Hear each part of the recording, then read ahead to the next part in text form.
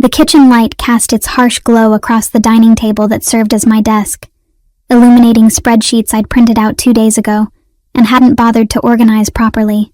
Papers overlapped each other in chaotic layers, each one marked with handwritten notes in the margins, observations, questions, connections I'd drawn between lines of text that most people would never think to link together. My coffee cup sat abandoned somewhere in the pile, half full, and growing a film on its surface that I didn't want to examine too closely. The house around me held the particular stillness of late evening in autumn. Not the peaceful silence of rest, but the kind that comes from prolonged isolation, where the absence of other human voices becomes so complete that you forget what interruption actually sounds like. The refrigerator hummed its low, constant note from the kitchen. Outside, somewhere in the darkness of the suburban Chicago landscape, a dog barked once and then stopped, as if reconsidering the effort required to continue. I'd been awake for 16 hours, maybe 17. The distinction had become meaningless sometime around noon, when I'd skipped lunch in favor of following a financial thread that had started to make unexpected sense. My eyes felt gritty, that specific sensation of strained vision that comes from hours of screen time, but the work was too close to completion for sleep to matter now. Richetti kept appearing in places he shouldn't be. Not directly. No obvious signature or naming convention that screamed organized crime. But the pattern was there if you knew how to read the gaps between transactions. 3 shell corporations in Delaware.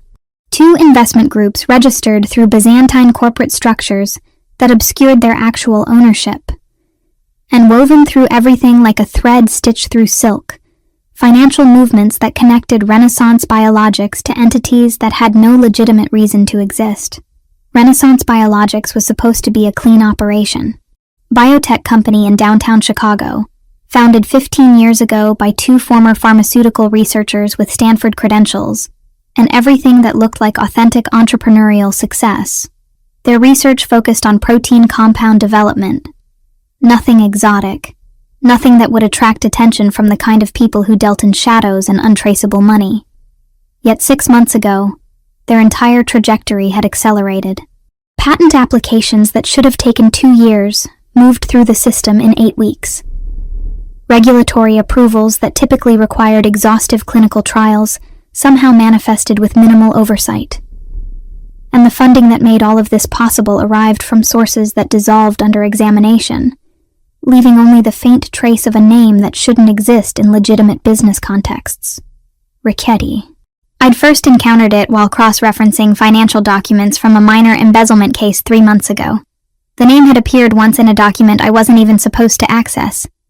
A footnote in a footnote, mentioned only in passing by someone who clearly didn't realize they were documenting anything significant.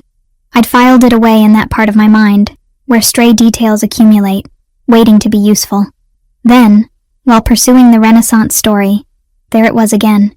Not once, but 7 times across documents spanning the past 18 months. Each appearance was carefully disguised within corporate jargon and financial terminology. Each one was deliberately buried among thousands of other transactions. But if you followed the thread backward through the Delaware formations and into the investment structures that preceded them, they all led to that name. A ghost attached to real money, real infrastructure, real stakes. I'd called Detective Stevens on a Wednesday morning, catching him at his desk before he'd had time to disappear into interrogation rooms or fieldwork. "I need information on something," I'd said without preamble. Stevens and I had moved past the pleasantries years ago. "And why would I help you with that?" His voice carried the perpetual exhaustion of someone who had seen too many versions of human failure and decided that skepticism was the only rational response.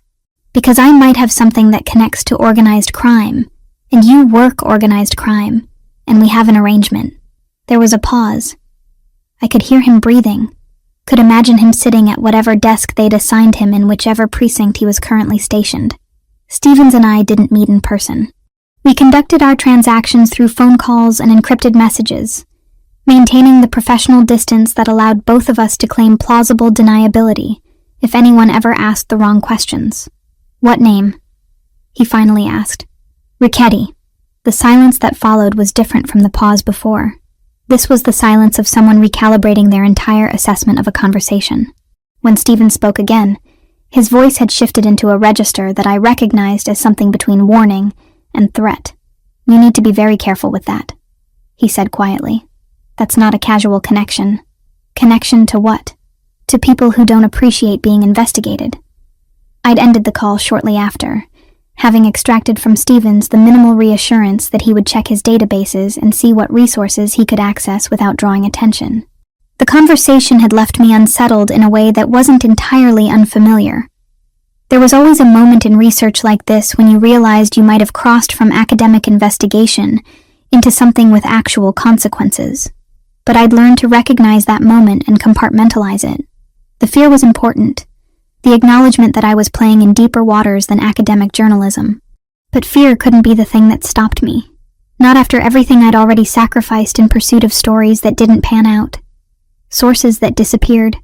Career trajectories that had broken under the weight of a single mistake made years ago. My parents had called repeatedly during the first year after the newspaper article that wasn't published.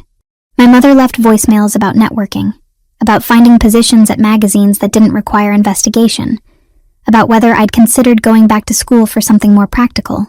My father had sent emails with subject lines like long-term career planning and your future options, couched in the neutral language of someone who had learned to discuss unpleasant things without actually engaging with them emotionally. After the second year, the calls had become sporadic. After the third year, I'd stopped answering even when they did come through. Now we existed in a state of distant civility, connected through family obligation rather than actual relationship. The last real conversation with my mother had been 8 months ago, a brief phone call where she'd asked if I was still in Chicago and I'd said yes, and we'd both run out of things to discuss almost immediately. That distance felt safer than active conflict. Conflict required engagement. Safety was just the quiet acknowledgement that we no longer understood each other's choices. The house I rented was old enough that you could hear the small sounds of its age, the settling of wood, the occasional groan of pipes responding to shifts in temperature.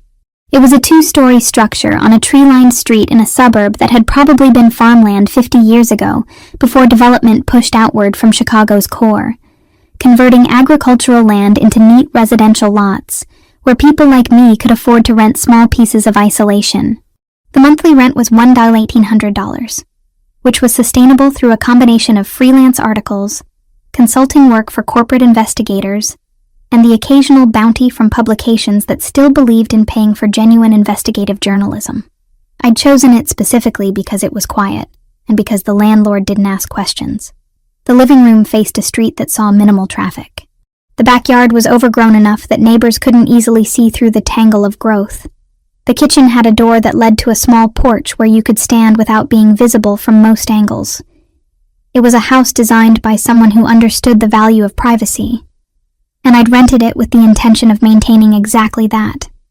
2 years later, I still barely knew the names of the people living on either side of the property. My laptop sat open in front of me, the screen bright in the surrounding darkness. I hadn't bothered to turn on more than one light in the house. There was something about working in minimal illumination that actually helped my concentration. The direct light on the screen, everything else in shadow, created a kind of tunnel vision that was useful for focused research. Around me, the suburban evening continued its quiet progression. Somewhere a car drove past. Somewhere else, someone's television flickered in a window 3 houses down. The world outside my circle of light operated according to rhythms I barely registered anymore. I pulled up the most recent documents I'd acquired. Financial records from Renaissance Biologics that had taken me 2 weeks to extract through sources I'd cultivated over years of reporting. The records themselves weren't classified, just difficult to access without direct corporate access or significant persuasion. I'd used persuasion, which had mostly consisted of talking to a junior accountant who worked for the company, and convinced her that transparency was ultimately a moral good, and that the specific documents I needed wouldn't actually harm anyone if released. The thread was becoming clearer. I could see the architecture of it now, the way money had moved through channels designed to obscure rather than to hide, since actual hiding wasn't possible if you knew where to look. The investment that had accelerated Renaissance's development timeline had come from a structure that wasn't Ricchetti's name directly, but was controlled by entities that traced back to corporate formations where Richetti appeared in registration documents as a managing member. So either Richetti was a legitimate businessman making unconventional investment choices, or Richetti was involved in something that required the investment to be obscured. Stevens's reaction suggested the latter, but Stevens's reaction to the name had also been weighted with enough caution that I understood I was approaching territory where the standard rules of journalism might not apply. That was the moment where most people would have stopped, where the smart choice would have been to close the laptop, delete the files, pretend I'd never made the connection. The smart choice would have been to acknowledge that some stories weren't worth the personal cost of pursuing them.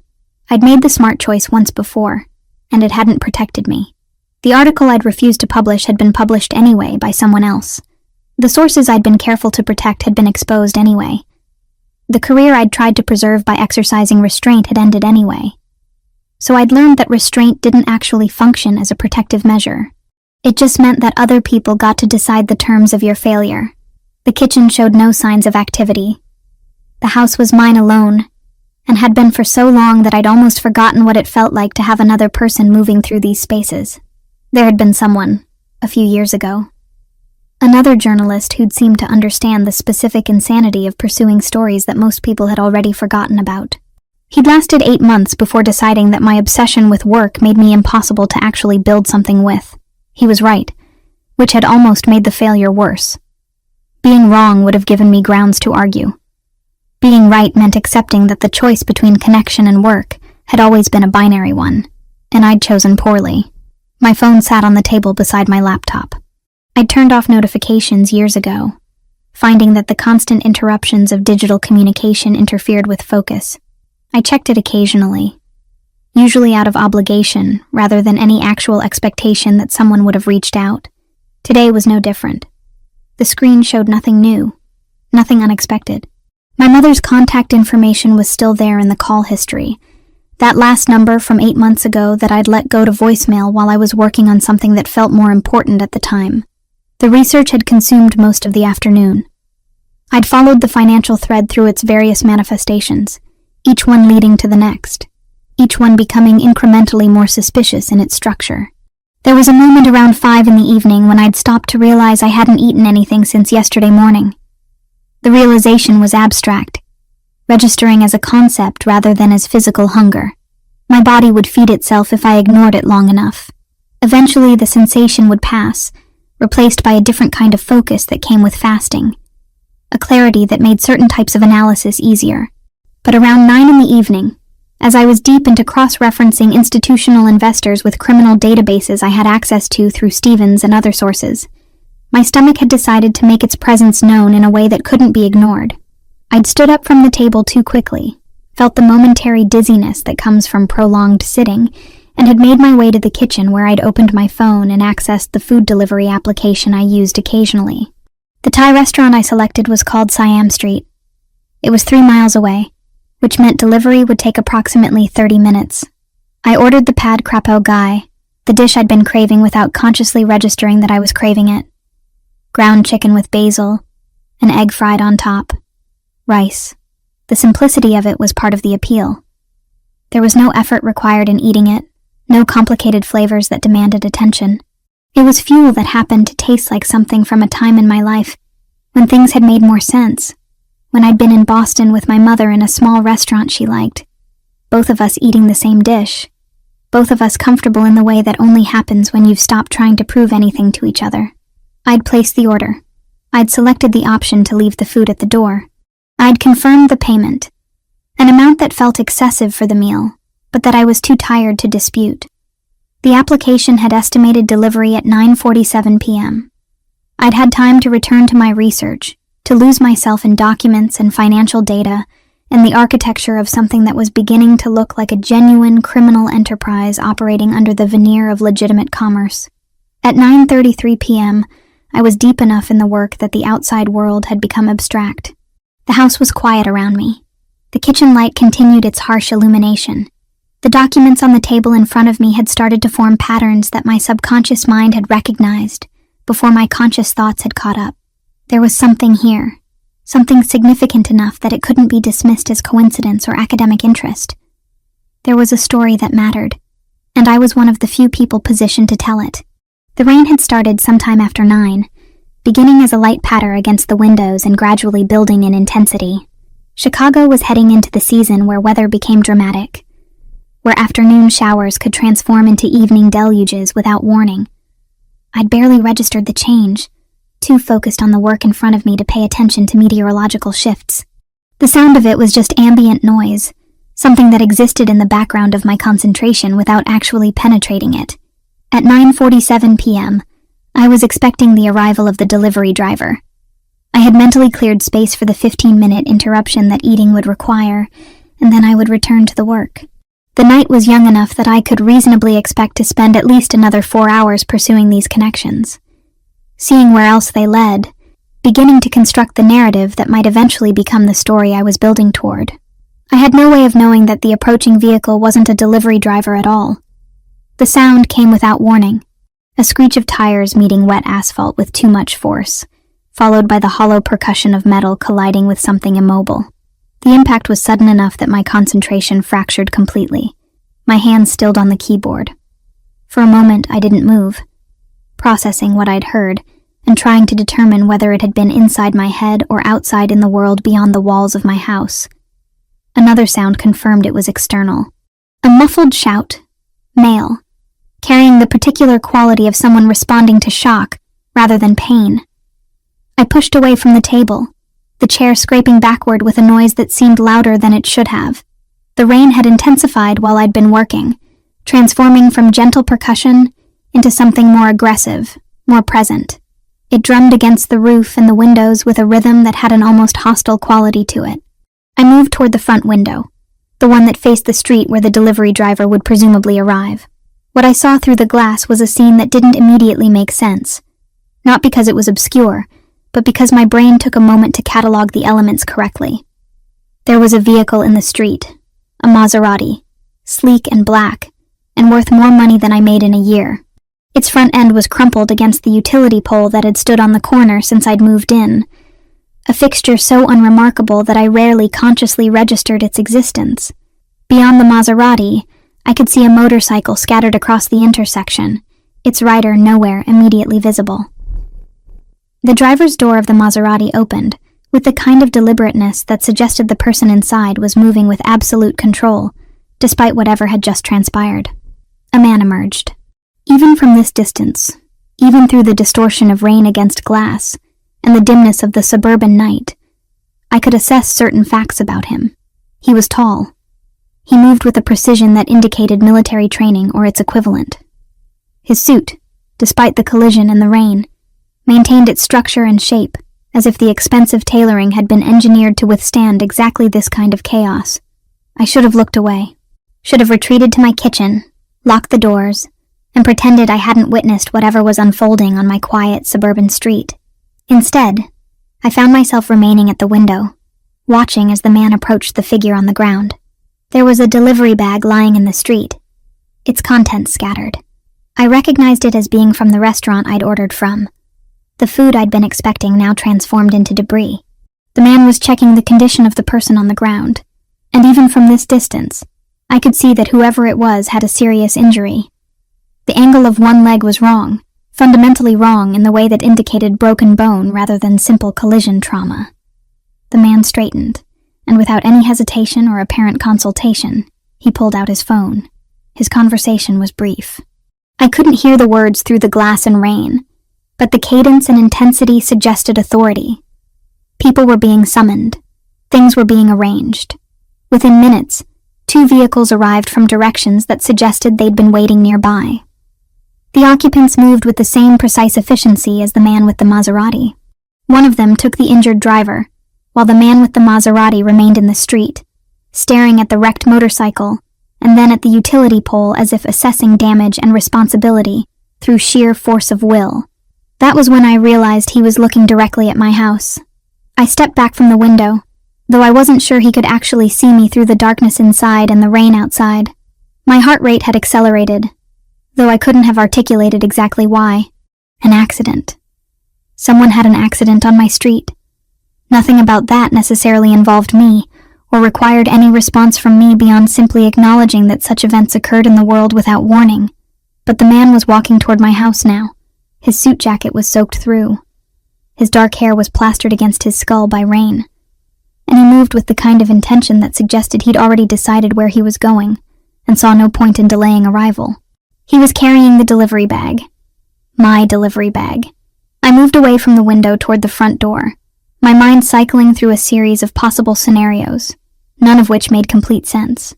The rational explanation was that the collision had damaged my food delivery, and this man, whoever he was, had decided to deliver it personally as a courtesy or an apology, or simply because the infrastructure for that delivery had already been set in motion, and following through was the simplest path forward.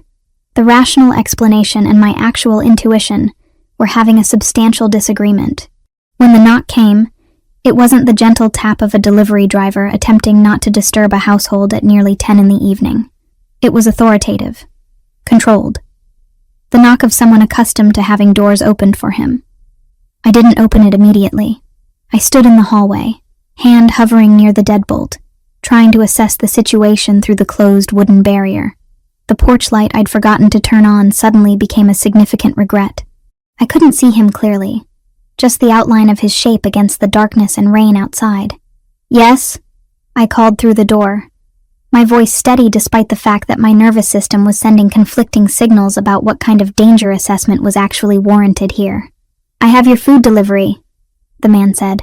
His voice was low and carried an accent that placed him somewhere in the Italian demographic, though the precise origin was difficult to determine.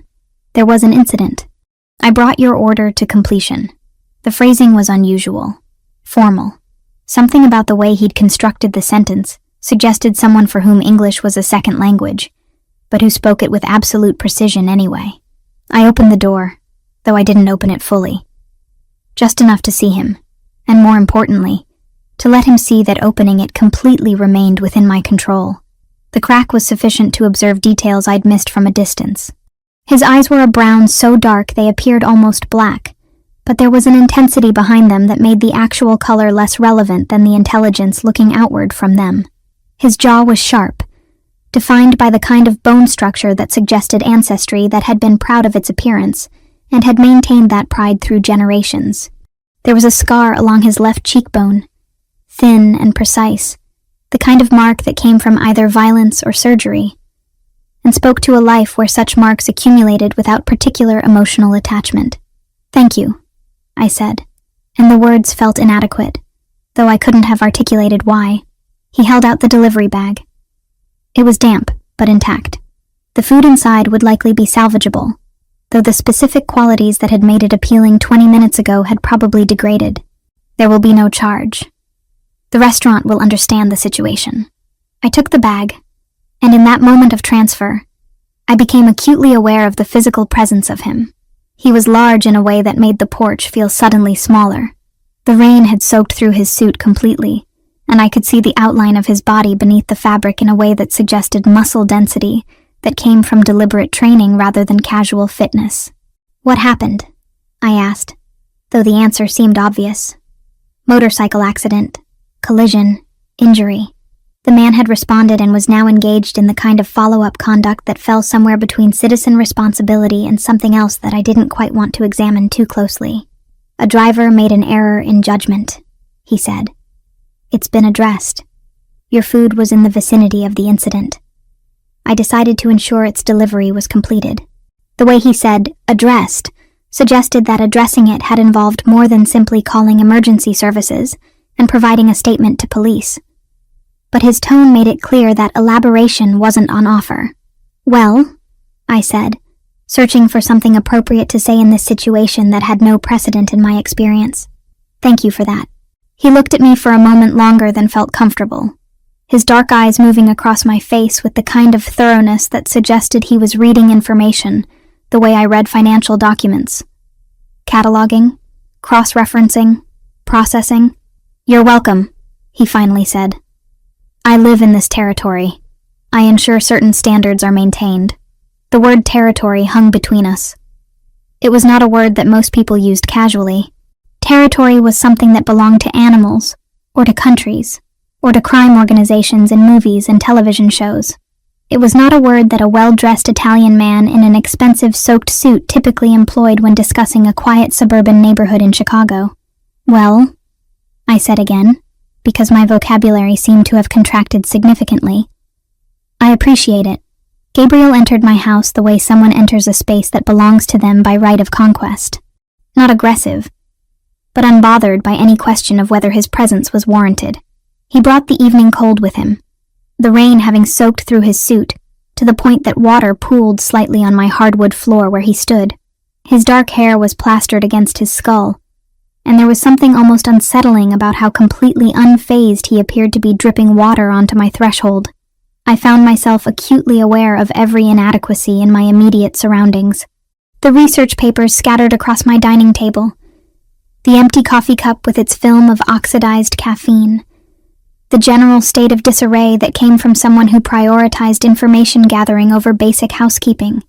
He looked at these things without judgment, which somehow felt worse than if he'd been openly critical. "The food," he said, still holding the delivery bag that had somehow survived its involvement in the accident with only minimal damage. "It should be consumed while it maintains temperature." "Yes, I faltered, and I never faltered. I was someone who conducted interviews with hostile subjects and extracted information from unwilling sources. I didn't stumble over basic social courtesies with strangers. "Thank you for bringing it. That was unexpected." He moved further into my living room, and the space seemed to contract around him. Not because he was particularly large, though he was tall and broad-shouldered in a way that suggested deliberate physical conditioning. The contraction happened because of how completely present he was, how entirely he occupied the space he moved through. There was no part of him that seemed uncomfortable or unfamiliar with the act of standing in someone else's home uninvited. "I didn't catch your name," I said, and it was a question phrased as a statement, a journalist's technique designed to prompt response without directly interrogating. He set the delivery bag on my kitchen counter, movements deliberate and controlled. When he turned back to face me, his dark eyes contained something that might have been amusement at my attempt at information extraction. "Gabriel," he said simply. No surname offered, which was its own form of communication. "And you are Olivia Richardson." The fact that he knew my name didn't shock me immediately. It should have. Instead, I found myself processing it as simply one more piece of information that required categorization. Of course he knew my name. He'd come to my house. He'd deliberately brought me my food delivery. He'd conducted some form of advanced research or maintained access to information that made knowing such details effortless. "How do you know my name?" I asked, though the answer was becoming obvious even as I formulated the question. "I know everything that happens in my territory," he said, and there it was again. That word, territory. He wasn't using it casually or metaphorically. Territory was something he administered, something he controlled, something that included the quiet suburban street where my house sat among other people's houses, all of us believing we inhabited private spaces, when in fact we occupied whatever land this man had decided to claim. I moved to the dining table, not as an invitation but as a repositioning, a way of reclaiming some element of authority within my own space. I gestured to the chair across from me, and Gabriel sat without being invited to sit, which told me everything I needed to know about the dynamic we were establishing here. "The accident outside," I said. "The motorcycle driver. Who was he?" "Someone who made an error," Gabriel responded. He was watching my face with an intensity that suggested he was gathering information with the same precision I used to gather information. "His injury has been addressed. His situation is resolved."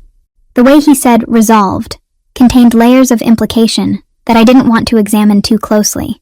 Resolved could mean hospitalized. Resolved could mean paid off.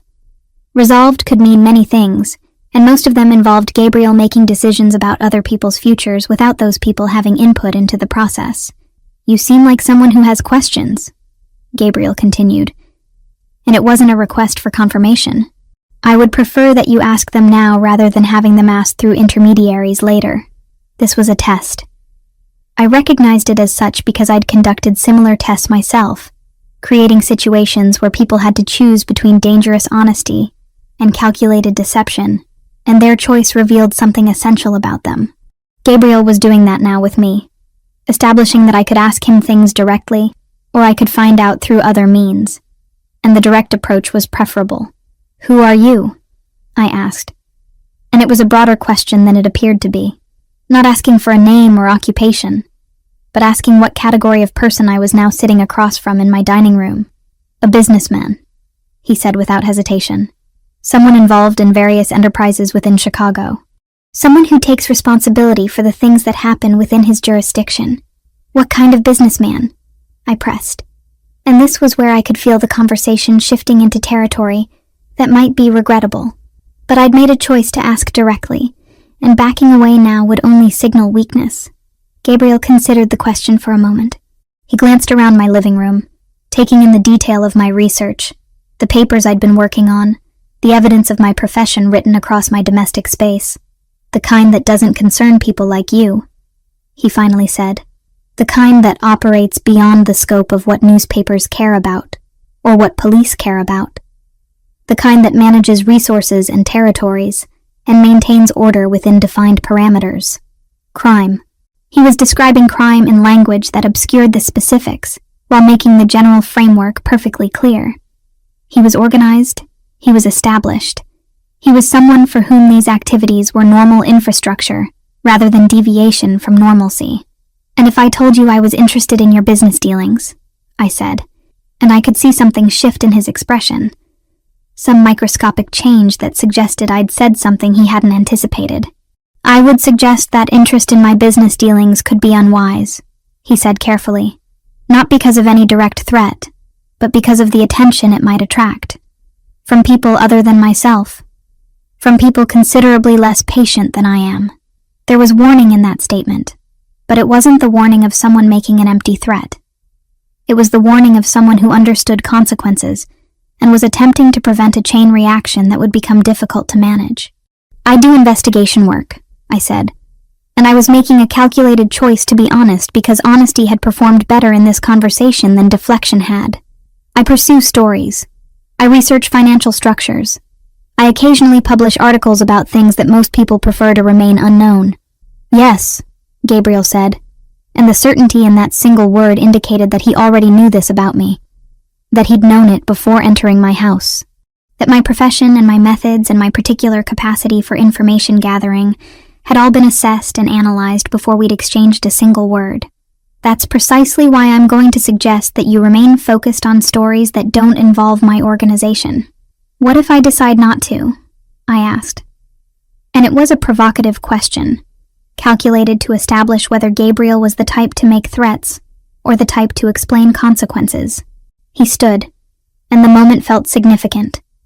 Like a door that had been open for conversation was beginning to close. He moved toward my kitchen counter where he'd set the food delivery, and I realized he was preparing to leave. Whatever he'd wanted to accomplish here, he'd accomplished it. The exchange had served its purpose. Then you'd discover certain facts about how information flows, he said, and his hand was on the door handle. You'd learn that some stories attract attention you don't want.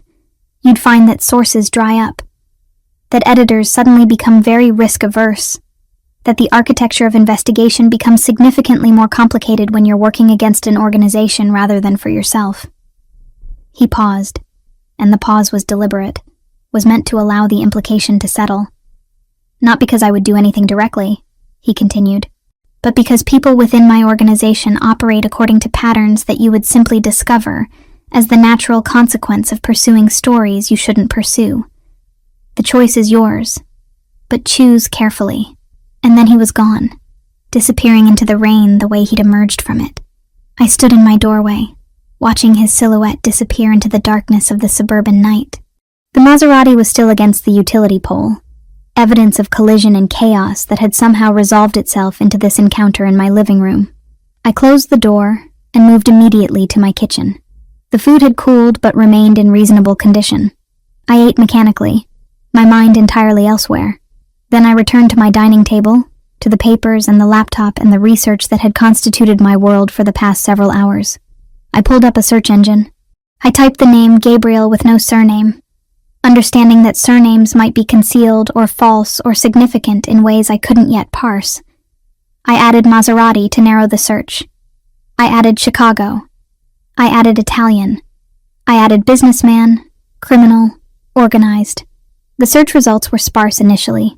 mostly articles about car accidents or unrelated individuals named Gabriel. But I persisted. I started searching for Italian surnames that appeared in crime contexts in Chicago.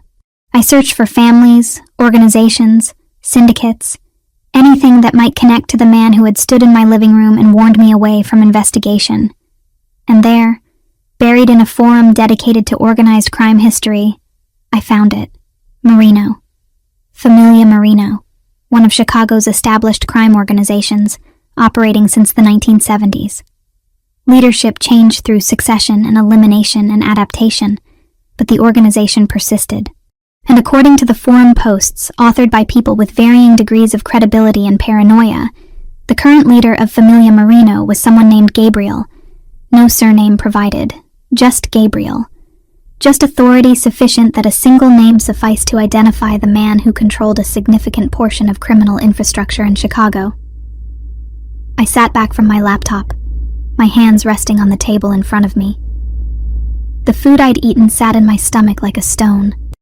The implications of what I'd just learned were cascading outward in directions that I didn't want to follow, but couldn't seem to resist. Gabriel Marino, the man who had delivered my food, the man who had warned me away from investigation, the man who controlled a territory that apparently included my suburban house and my quiet street and my private research, the man who was Ricchetti's superior in whatever organizational structure I'd been investigating for the past several weeks. I stood up and moved to the window, pulling back the curtain slightly.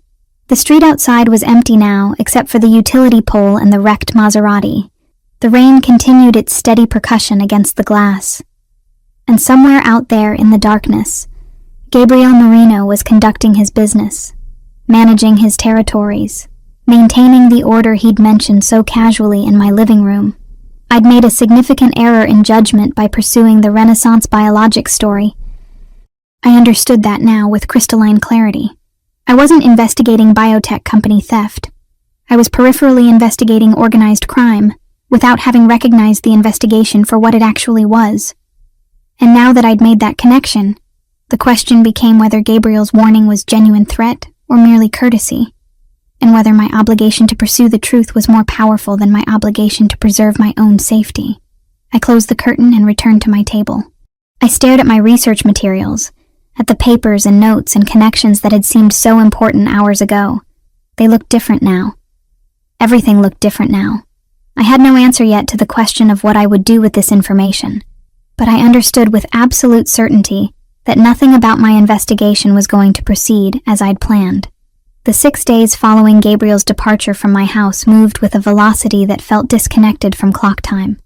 Days condensed into research marathons where sleep became an afterthought, sustenance something I consumed without tasting, and the boundary between investigation and obsession dissolved completely. I couldn't stop.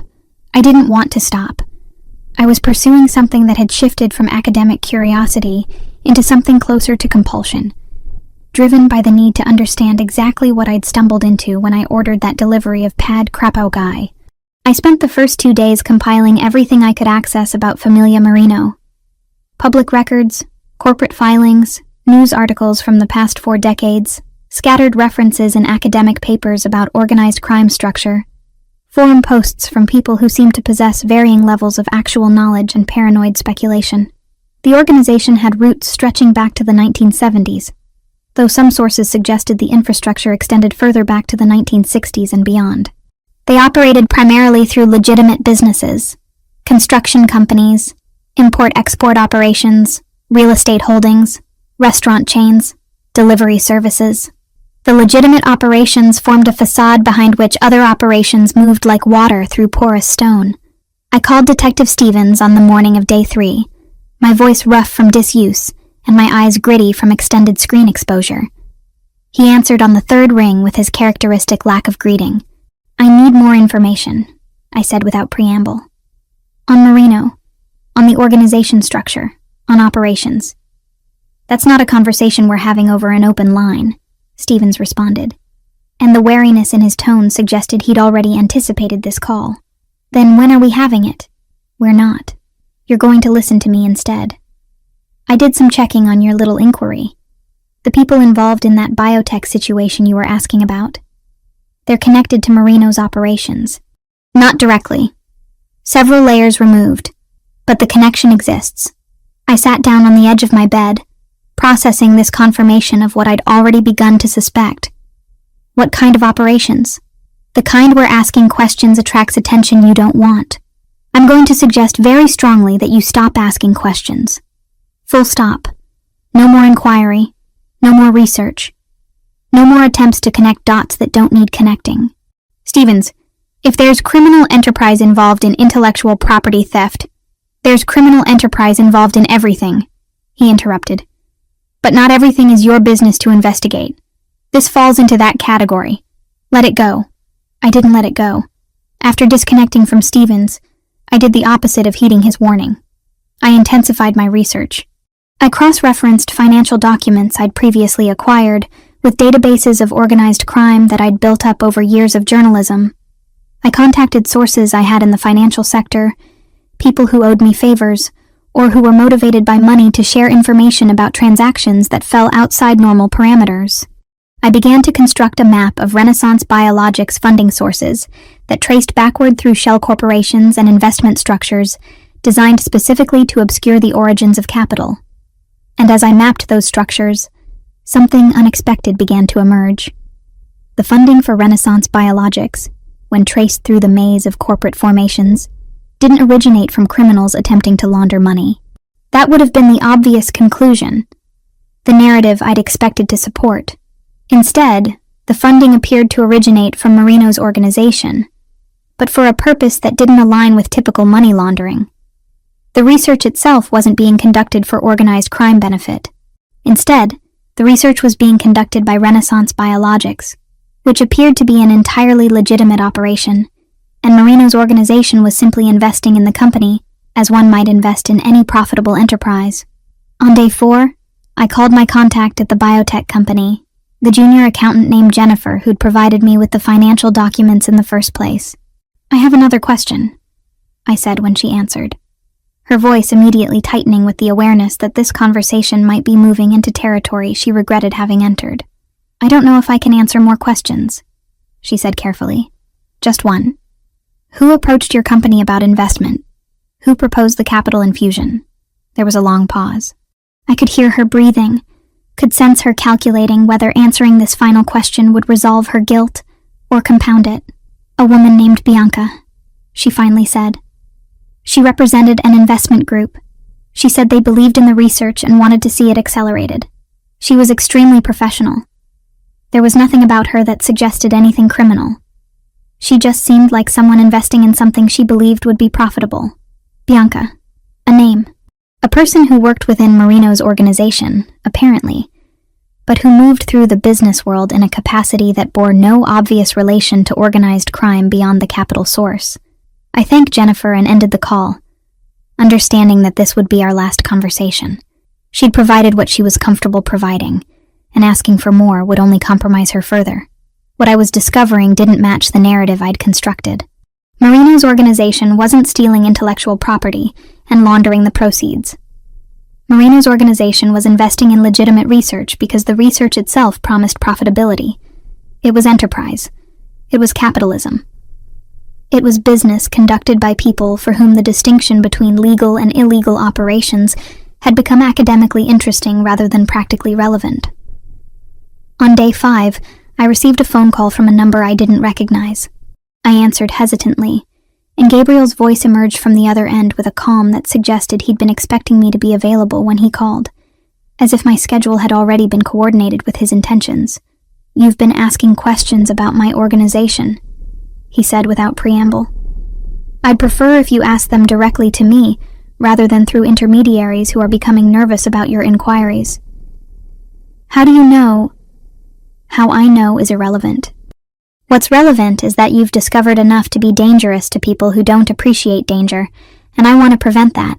So I'm offering you an opportunity to acquire accurate information, rather than continuing to work from incomplete data that's been compromised by sources with their own agendas."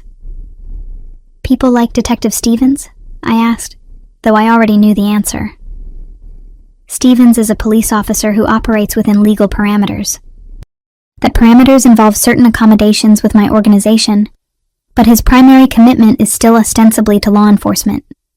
The people who've been feeding you information about Marino are competitors. They want to discredit the organization.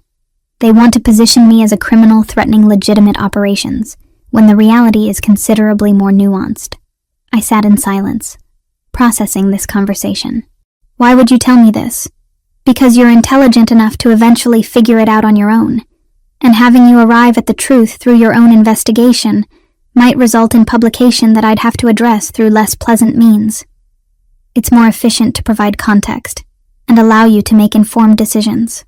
And if I continue investigating, then people will begin to experience difficulties, not because I've orchestrated them, but because my competitors will. They'll view your investigation as leverage against me, and they'll use it as such. You'll find your sources drying up. You'll find editors becoming risk-averse. You'll discover that publishing anything about Marino becomes exponentially more difficult. This won't be because I've threatened anyone. This will be the natural consequence of pursuing stories that intersect with interests larger than yours. He paused, and the pause was clearly calculated to let the implications settle. Or, he continued, you could visit my offices and hear directly from me what Familia Marino actually is and how it operates. And then you could make informed decisions about what deserves investigation. And if I refuse both options, then you'll discover the first scenario plays out approximately as I've described. I ended the call without committing to any course of action, but I already knew what I was going to do. I was going to stop investigating Familia Marino. I was going to abandon the article. I was going to acknowledge that I'd been pursuing a story based on contaminated data provided by sources with their own agendas, and that publishing anything would make me a tool for people whose intentions were worse than Gabriel's. It took me 2 days to fully accept this decision. 2 days of sitting with the articles I'd drafted, the research I'd compiled, the potential story that could have rebuilt my career if I'd been willing to overlook the fundamental problem with the sourcing. 2 days of acknowledging that everything I'd believed about journalistic obligation had collided with the reality that journalism conducted without integrity becomes propaganda. On day 6, I sent an email to Detective Stevens and Detective Roberts. The email was brief and didn't elaborate on specifics. I wrote, I need to withdraw from our arrangement. I have a conflict of interest that makes it impossible for me to continue working as an informational resource. I appreciate the assistance you've provided, and I hope you understand that this decision is necessary. Neither of them responded, which was the appropriate response. They understood implicitly that I'd discovered something about the landscape that required me to change my positioning within it. Maintaining contact with police investigators while pursuing the Marino investigation had created exactly the kind of conflict of interest I'd mentioned. By cutting ties, I was protecting both of them and myself. On the evening of day 6, another envelope arrived. Unlike the first, which had been left under my door by Gabriel himself, this one was delivered by someone who knocked and then disappeared before I could process that I was opening the door. I found the envelope on my porch, my name written on it in precise handwriting that I didn't recognize. Inside were photographs. 6 of them. Each one showed me in locations I'd visited over the past several days. Me at the coffee shop where I'd met Stevens to discuss the Renaissance biologics situation. Me outside an office building where I'd conducted an interview with a journalist who'd previously written about organized crime in Chicago. Me in the park near my house, sitting alone on a bench, absorbed in thought. The images were professional in their composition and clarity. They'd been taken by someone who understood photography and surveillance equally well. Beneath the photographs was a handwritten note on expensive stationery. Simply so, you understand I can.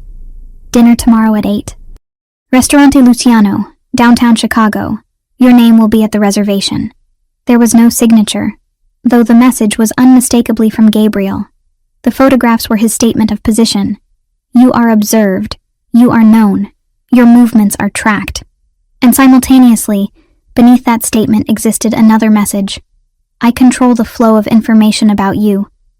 I could distribute these. I could use them. But instead, I'm offering dinner. I spent the rest of the evening selecting what to wear to a dinner with a man I was increasingly certain was the head of organized crime in Chicago. I chose a dress in deep green, the color I'd been told years ago complemented my eyes. I chose simple jewelry, I chose not to appear as if I was making an effort, which paradoxically required significant effort to achieve.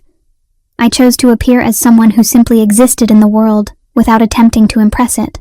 At 7:45 p.m., I was driving downtown toward Restaurant Luciano, my hands steady on the steering wheel, my heart rate elevated despite my best efforts to maintain composure.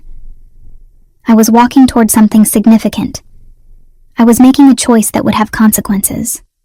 And unlike the choice to stop investigating, this choice felt less like retreat and more like forward motion, even though I couldn't have articulated exactly where that motion was leading. 3 weeks into whatever this had become, I understood that the comfortable distance I'd attempted to maintain between myself and Gabriel's world was no longer viable. The distance had collapsed silently, without announcement, the way that distance collapses when you begin sleeping in someone's apartment and taking your meals in his spaces and allowing his concerns to intersect with your own consciousness at moments when you weren't actively guarding against it.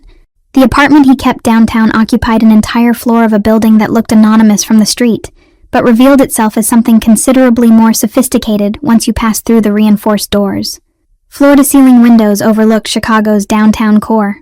The furnishings were minimal, expensive, carefully curated by someone with specific taste and no interest in appearing wealthy. The kitchen contained equipment designed for someone who understood cooking as precision rather than creativity. The bedroom was dominated by a bed that cost more than my first car, dressed in linens that felt obscene against my skin. Gabriel had moved me there on the afternoon that the enforcer named Dominic was shot outside a legitimate business that Marino used as a front for money management operations. The shooting happened at 2:47 p.m. on a Wednesday. Dominic had been performing routine surveillance when the bullet entered his shoulder from an angle that suggested professional marksmanship. Not fatal. Not intended to be fatal. It was a message. And the message was that Verziani's organization had moved beyond territorial posturing into active violence. I'd been at my house working when Gabriel called. His voice had contained none of the controlled civility he typically maintained in conversation with me. "You need to leave," he said. "Now. Pack what you need. My driver will arrive in 30 minutes. What's happened?" "An incident. One of my people was targeted. Not lethally, but the intent is clear. I need you somewhere secure until I determine the scope of this situation." I'd packed without asking further questions, understanding that asking would only delay whatever he'd already decided needed to happen. The driver, a man named Franco who wore an earpiece and moved with the practiced awareness of someone trained in threat assessment, had driven me downtown while Gabriel handled whatever required handling in the immediate aftermath of violence. Gabriel arrived at the apartment at 11:47 p.m. He'd showered somewhere else, changed into clean clothes, but his energy carried a quality of controlled brutality that made the air feel different when he occupied it. His dark eyes held something that wasn't quite anger, but was definitely adjacent to it. "Verziani," he said without preamble, moving to the window that overlooked the city. "He's decided to escalate beyond territorial disputes. Who is Verziani?" I asked, though the name had begun to accumulate context in my mind. Victor Verziani, Russian-Ukrainian syndicate, rivals to Marino's organization. I'd encountered references to him in my research weeks ago before Gabriel had warned me away from investigation. "Competition," Gabriel said, and something in how he said the word suggested that competition was too gentle a term for what they actually represented to each other. His organization operates through different channels. More violence, less structure, less code. He's been pushing into my territories for 6 months, testing boundaries, seeing where I'll respond, and where I'll acquiesce. And will you acquiesce? Gabriel turned from the window. His expression had shifted into something harder, more certain. "No, I won't." But Verziani doesn't believe that yet. He believes that he can apply pressure and that pressure will eventually break something. He's wrong. But the process of proving him wrong will create situations that require you to be somewhere protected. I moved to the kitchen, my hands moving through the motions of making coffee because standing still felt impossible. The apartment was so quiet around us that the coffee maker's gurgle sounded obscenely loud. "You need to understand something," Gabriel continued, and I could hear him moving through the space toward where I stood. "My world operates according to specific rules. Those rules exist to prevent exactly what's happening now. Verciani is choosing to ignore those rules, which means I'm going to have to remind him why the rules exist. How?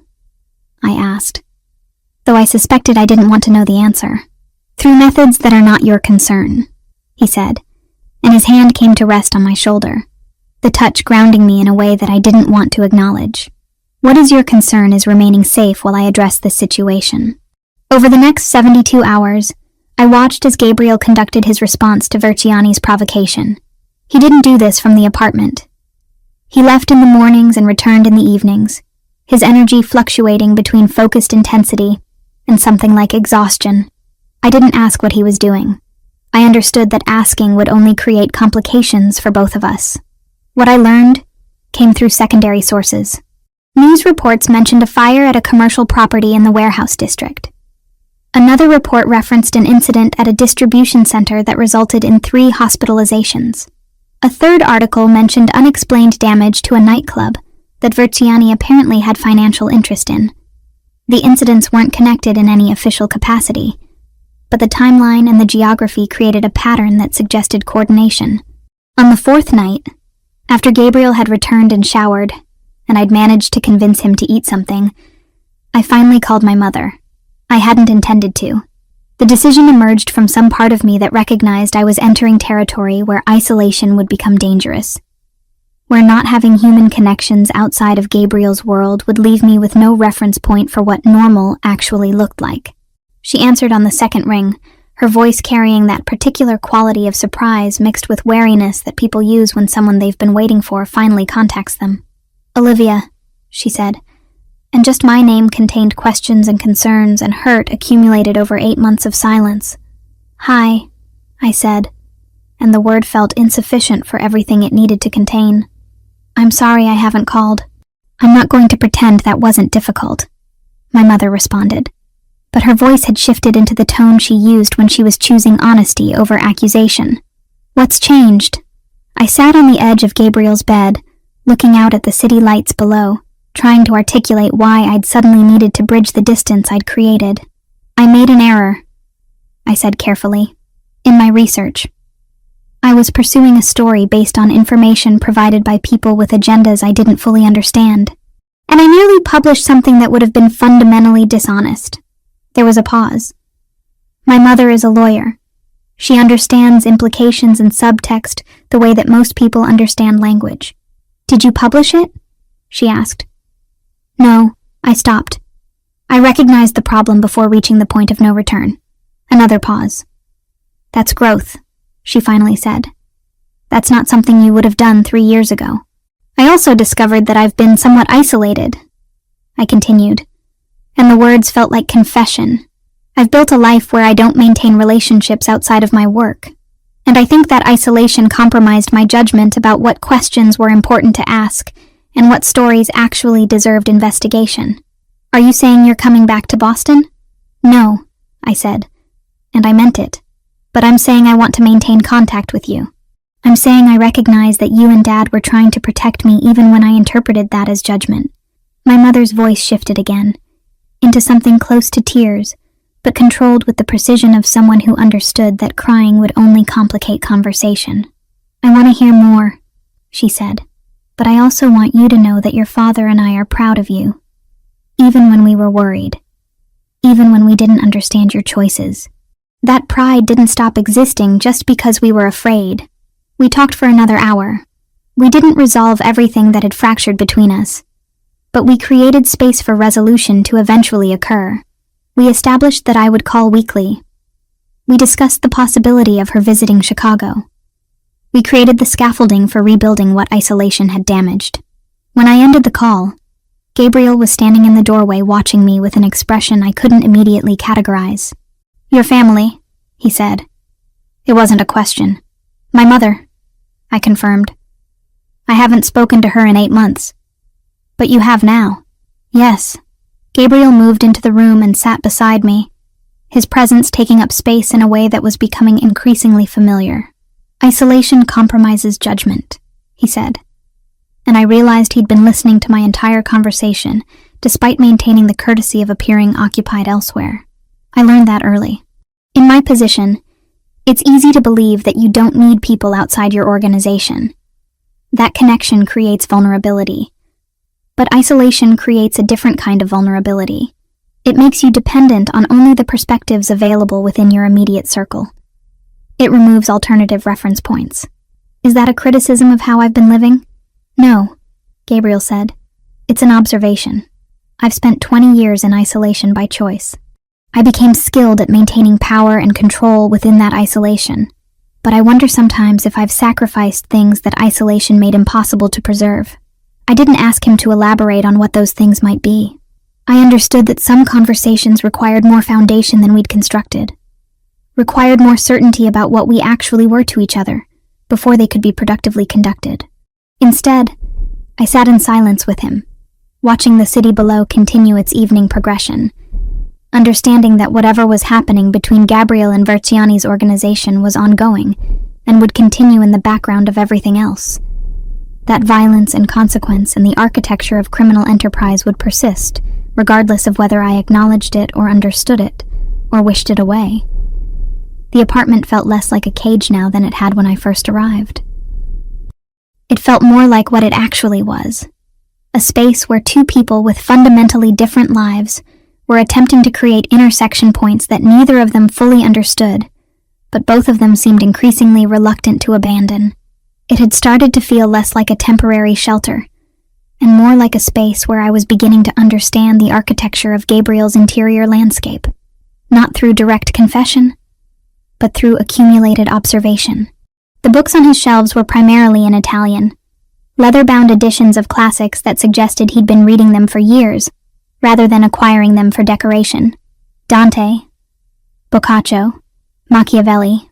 The margins of some were annotated in his precise handwriting, notes in Italian, that I was slowly learning to decipher through combination of context and the Italian I'd absorbed peripherally over the years. There was a photograph on his nightstand that he never acknowledged, but that I'd come to understand was significant. A young Gabriel, maybe 16, standing beside a woman whose face was clearly visible in her son's features. His mother. She had his sharp jawline, his dark eyes, but her expression carried a quality of warmth that I hadn't yet witnessed in Gabriel's expressions. I'd researched enough to understand that she died when he was still young, that he'd inherited control of a criminal organization before most people inherit their parents' houses. That context made certain aspects of his personality begin to coalesce into something approaching comprehension. 7 weeks into living in his downtown apartment, Gabriel had finally begun to articulate the structure of his own history with the same precision I used when researching financial crimes.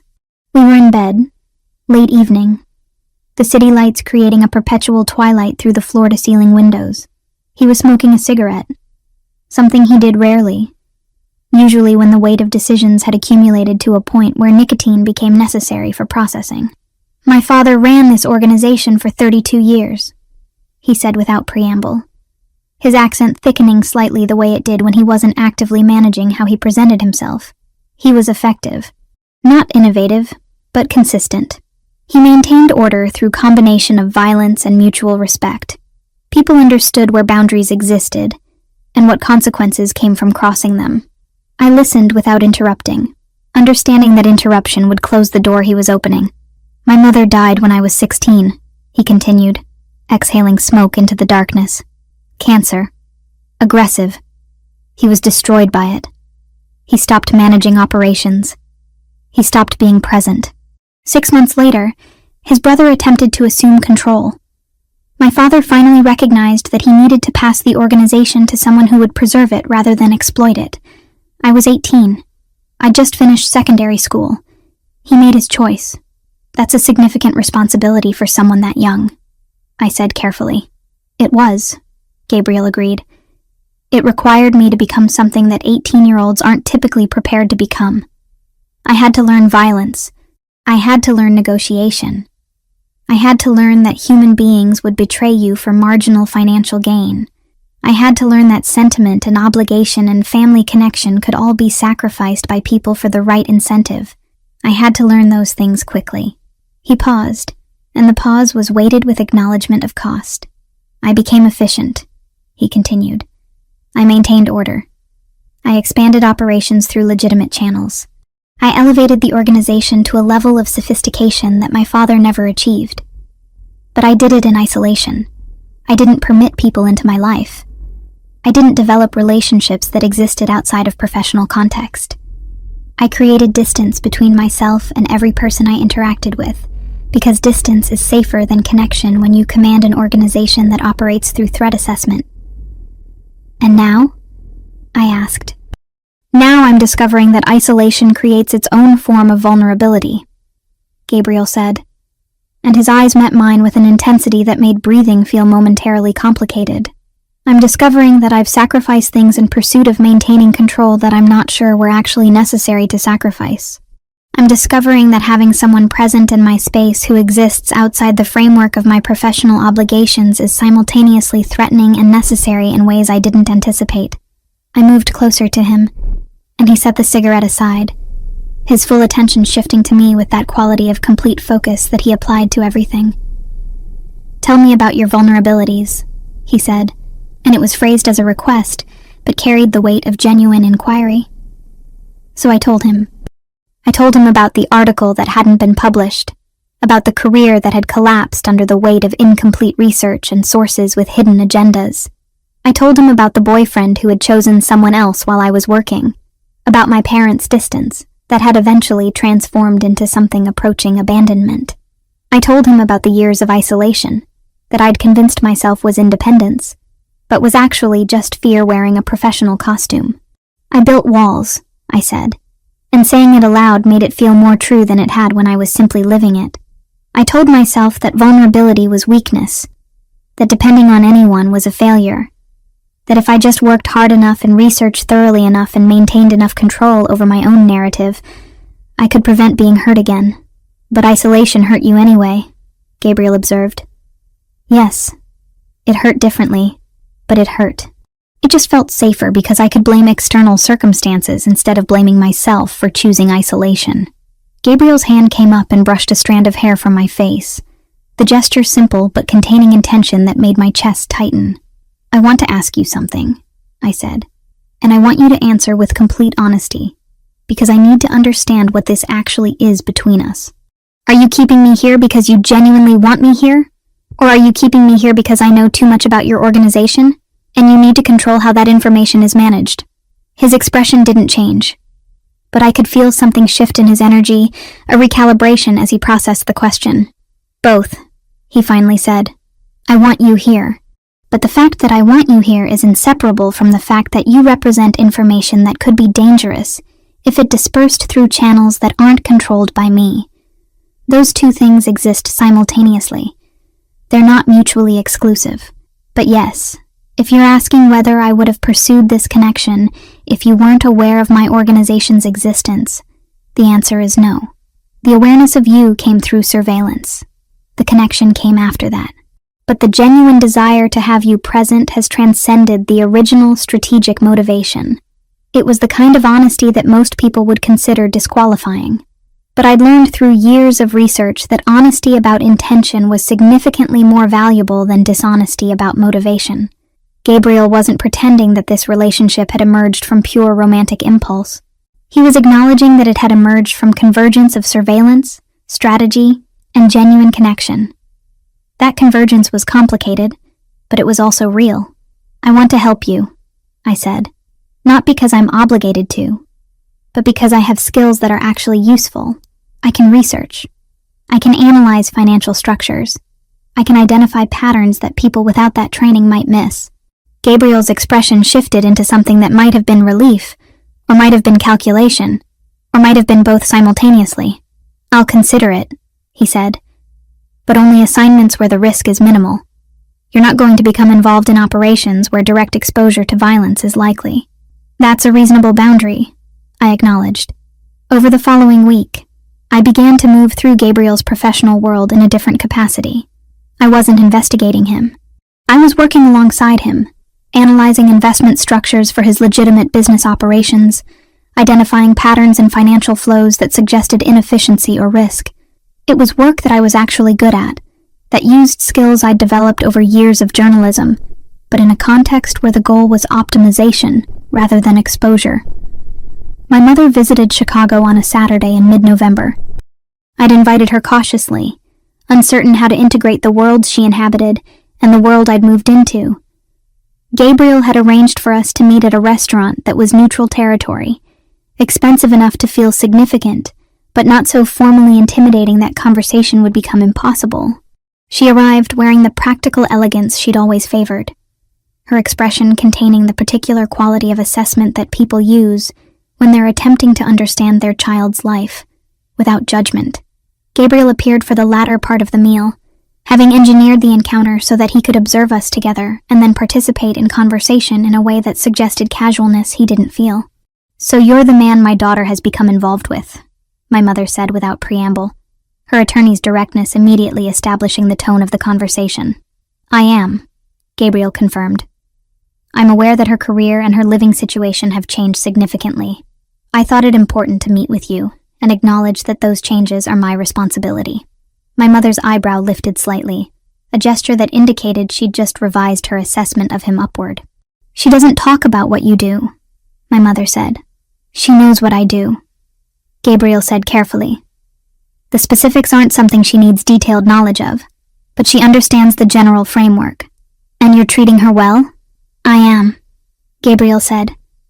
And there was something in how he said it that made it clear this wasn't a question he was going to deflect. "Probably better than I know how to treat anyone. But yes, I'm treating her as well as my capacity allows."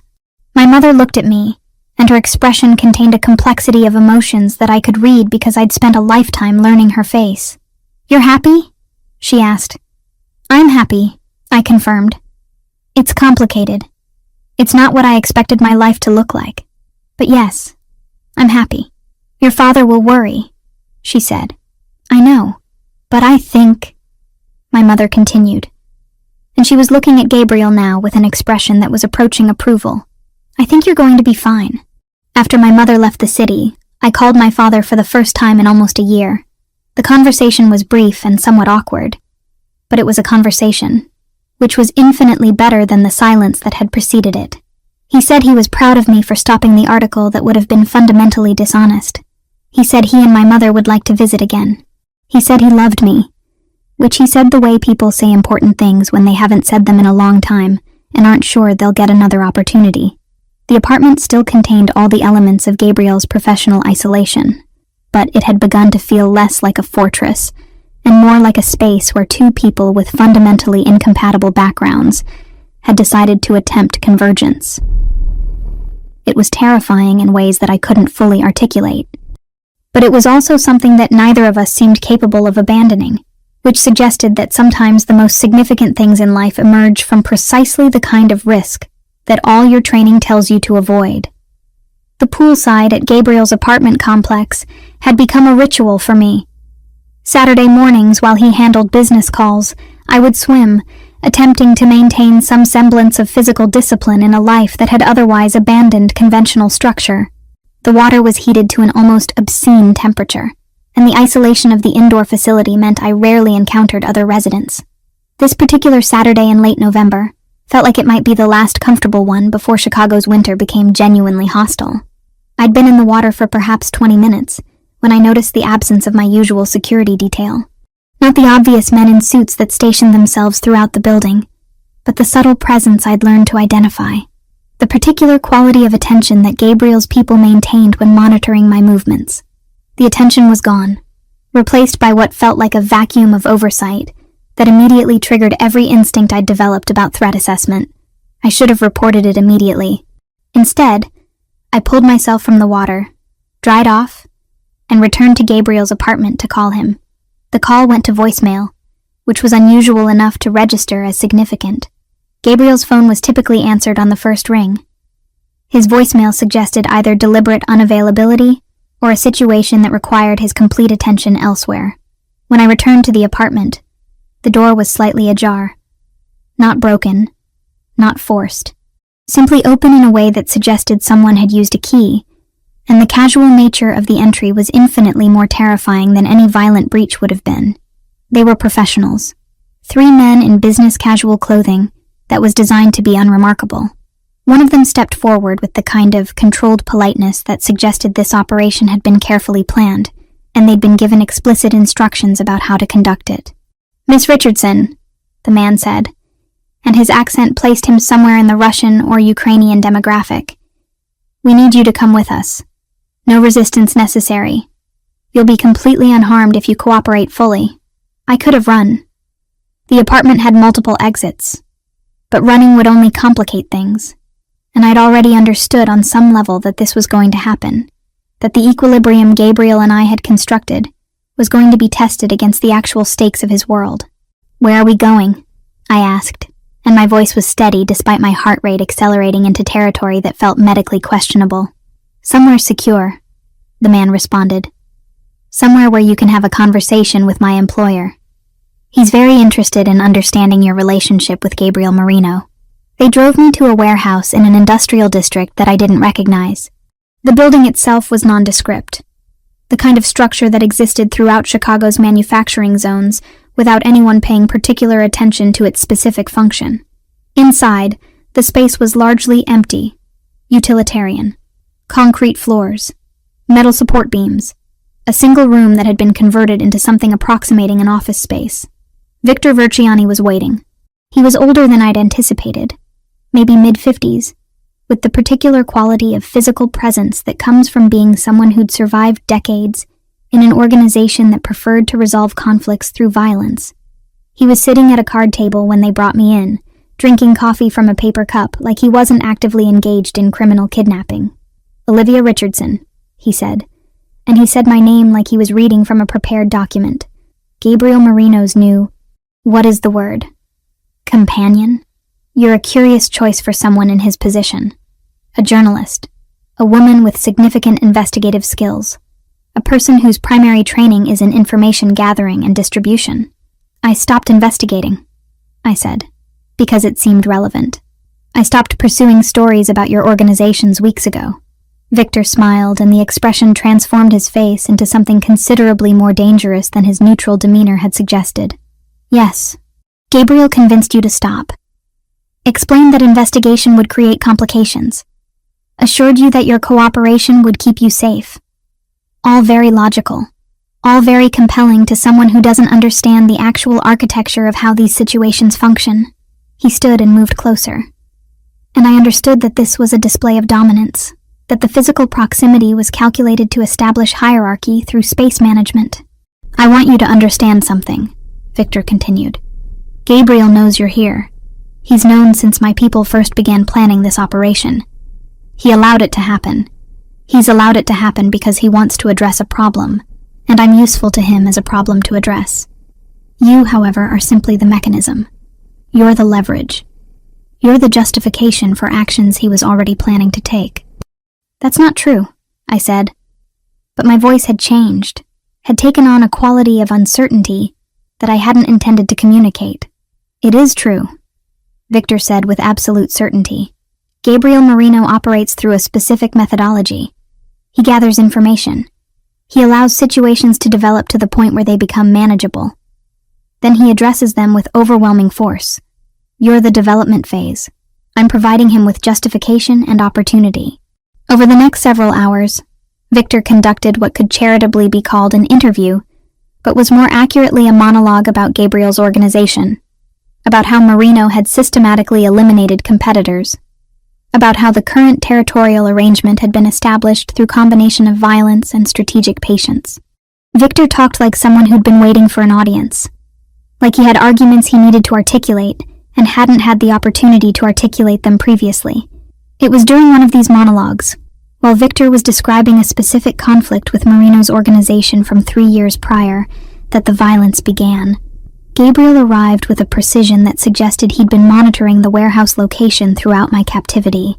The assault was controlled and efficient in a way that suggested military training.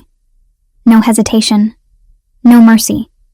Just systematic elimination of threat through application of superior force. Victor died approximately 40 minutes after Gabriel's arrival. He died from a combination of injuries that Gabriel and his people had inflicted, and from the deliberate withholding of medical attention that would have prevented the cumulative trauma from becoming fatal. He died sitting in that warehouse office, bleeding from multiple locations, while Gabriel stood nearby with the composed expression of someone watching an inevitability resolve itself. When Gabriel finally approached me, his clothes were soaked through with blood that wasn't all his own. His expression contained something that I recognized as satisfaction, but that also carried undertones of something considerably more complex. "Come," he said simply. "We need to leave." The car ride back to the apartment was conducted in silence. Gabriel showered while I attempted to process what had occurred, attempted to reconcile the man I'd been building connection with over weeks of intimate proximity with the man I'd just watched conduct systematic violence against a business rival. When he emerged from the shower, I finally asked the question that had been accumulating since Victor had first suggested it. "Did you know?" I asked. "About the kidnapping? About the plan?" Gabriel didn't deny it. Instead, he sat beside me and explained with the kind of matter-of-fact precision that made everything worse than actual denial would have. "Yes," he said. "I knew. My informants had provided intelligence suggesting that Versiani was planning to move against me through you. I had two options. I could strengthen your security to the point where the attempt would fail visibly, which would demonstrate that you were my weakness and potentially invite more sophisticated attacks. Or I could allow the attempt to proceed, create an environment where I could control the escalation and eliminate the problem permanently."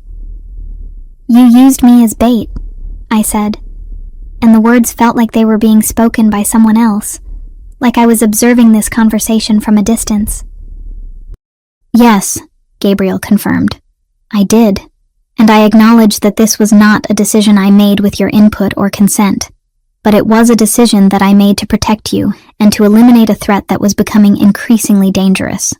Had I simply retaliated after Versiani's initial aggression, it would have appeared reactive. By allowing his plan to proceed and then responding with overwhelming force, it becomes clear that any further attempts would be futile. I don't know how to exist with that," I said honestly.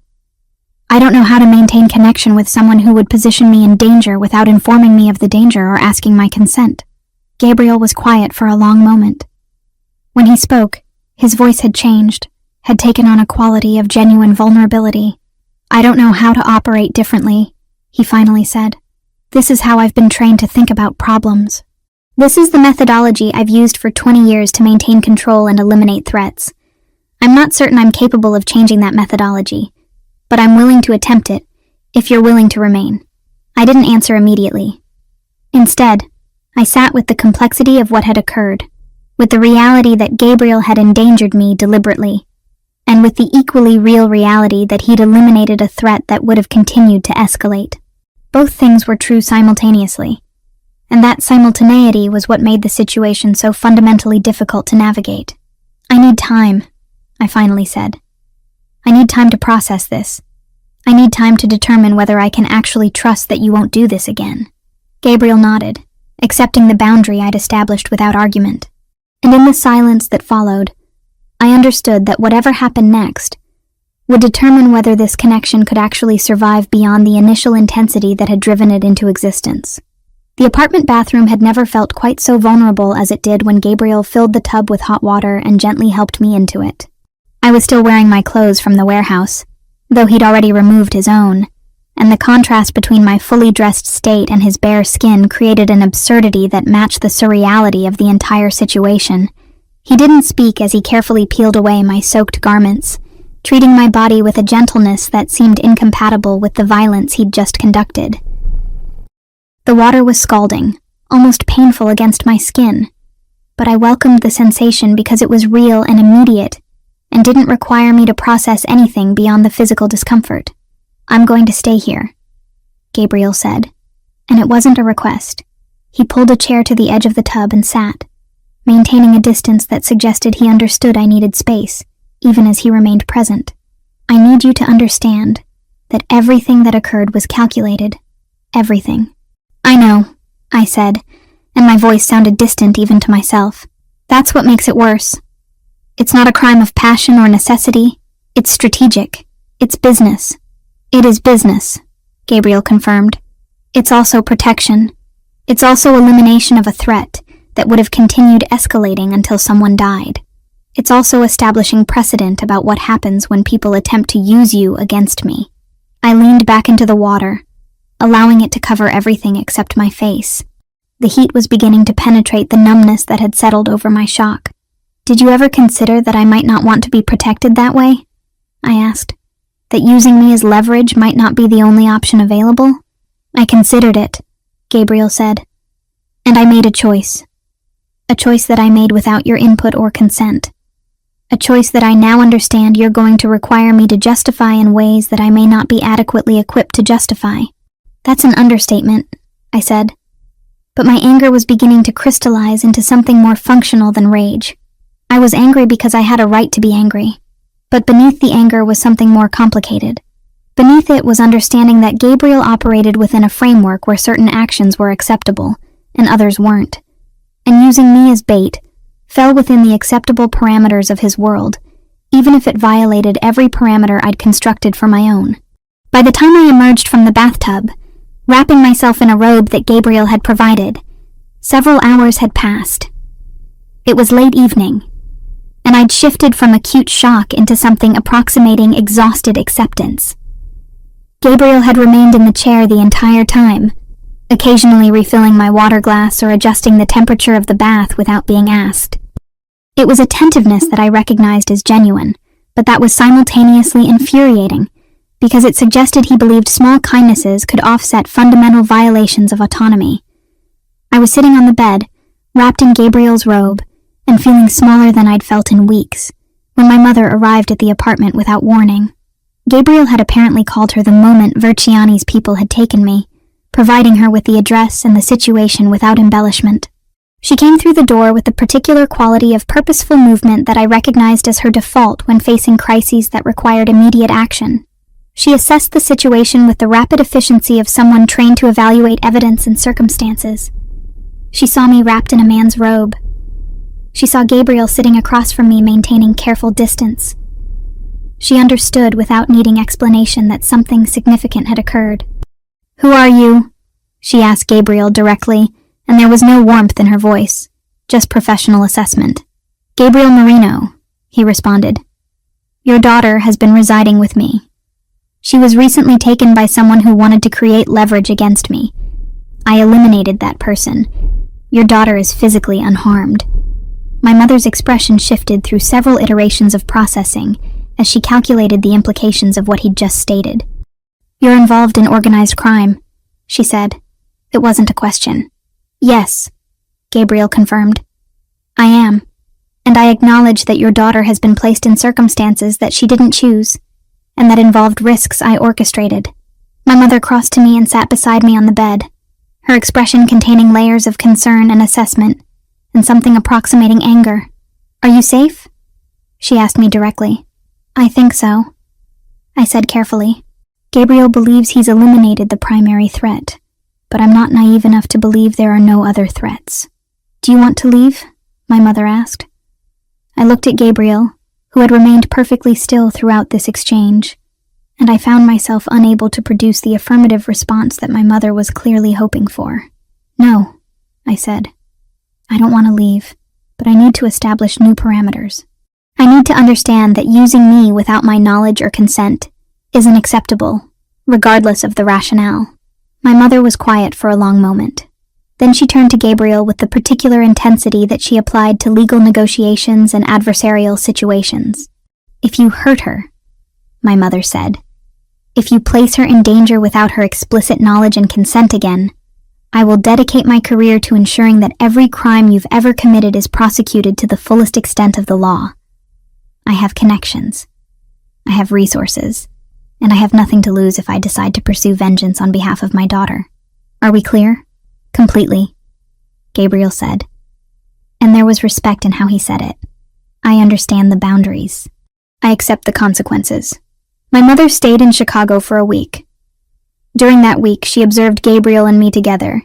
She reviewed the circumstances of my situation, and she gradually shifted from active hostility into something approximating cautious acceptance. She had lunch with Gabriel. She asked him direct questions about his intentions and his criminal operations.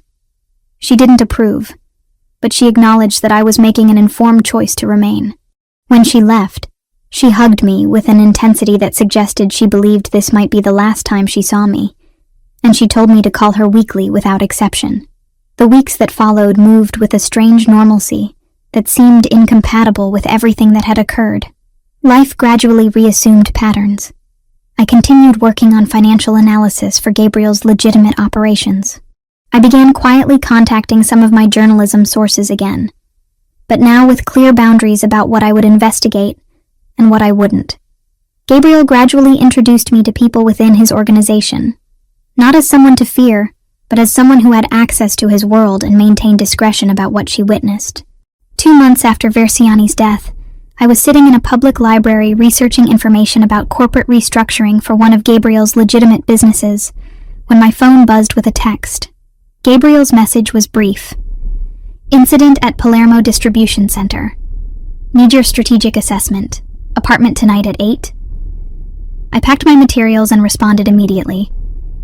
Coming for apartment at 7:30. We can discuss over dinner. The drive downtown felt familiar now. The security protocols at the building entrance felt normal. The elevator ride to Gabriel's floor felt routine. When I entered the apartment, Gabriel was already there, documents and photographs spread across the dining table. Coffee prepared the way I preferred it. We worked together until nearly midnight, analyzing the situation from multiple angles, discussing options, constructing strategy. It was work that I was genuinely good at, that used skills I'd developed over years of journalism in a context where the goal was operational optimization rather than exposure or destruction.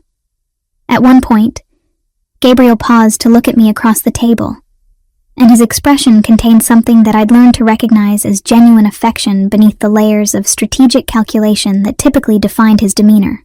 "Thank you," he said simply. "For what?" I asked. "For staying. For accepting what I am. For choosing to build something with someone who operates according to logic that most people find incomprehensible." I didn't respond immediately. Instead, I stood and moved to him, and he pulled me down onto his lap with movements that were becoming increasingly familiar. We sat there in silence, surrounded by documents and photographs, and the architecture of criminal enterprise. And I understood that this was what I'd chosen. Not a simple love story, not a conventional relationship, but something real and complex, and built on mutual understanding of exactly what we were to each other, and what we were capable of becoming together. The city lights continued their perpetual display below us, and somewhere in those lights, Gabriel's organization continued its operations according to patterns established over decades. My presence in his life changed nothing about that, but his presence in my life had changed everything. I'd moved from isolation into connection, from fear of vulnerability into acceptance of it, from believing that independence required isolation, into understanding that actual strength sometimes requires trust. We worked until the documents were processed, and the strategy was formalized. Then Gabriel moved toward the kitchen to prepare the simple dinner we'd established as ritual on nights when we worked late. I remained at the table, looking at the city below, understanding that whatever came next would require navigation of terrain that didn't have maps or precedent, but that both of us seemed increasingly willing to traverse together. The choice had been made weeks ago when I decided not to publish the article, but only now, after everything that had occurred, and everything I'd discovered about myself and about Gabriel, did I understand the full weight and meaning of that choice.